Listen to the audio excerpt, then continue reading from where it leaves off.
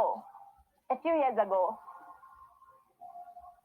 there is a pastor that I know that had this dream. And his dream was very accurate because we have had a lot of attacks from the Nephilim because they know that we know them. So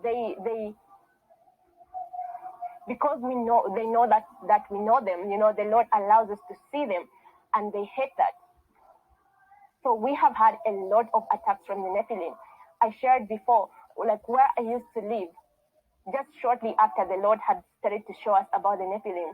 It was like 3 houses in one yard. A big house for the owner of the house, then a smaller house, and then my house, also a smaller house. So these 2 small houses were like just next to each other. And the other person who was living in the other house, the family that was living there, they moved out like a few months after I had moved into the house. And when they moved out, and Jesus told me that now Satan is reserving that house for the demon incarnate, the Nephilim, because he wants them to live as close as possible to me. And the next thing that happened, a woman moved into that house, and she was a Nephilim. So a lot of the Lord started to show me so many things that this woman was doing. Jesus showed me that that woman was a Nephilim.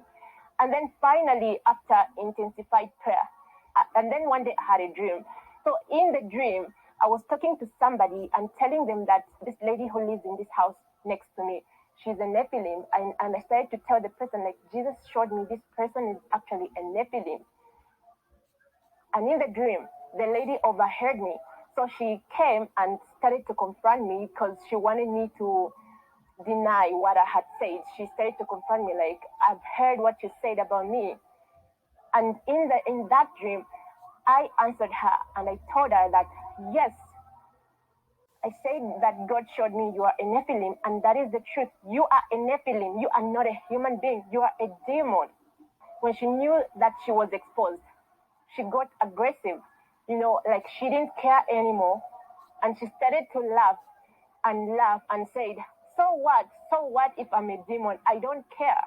And then I told her that, well, you are a demon, so you're going to burn in hell.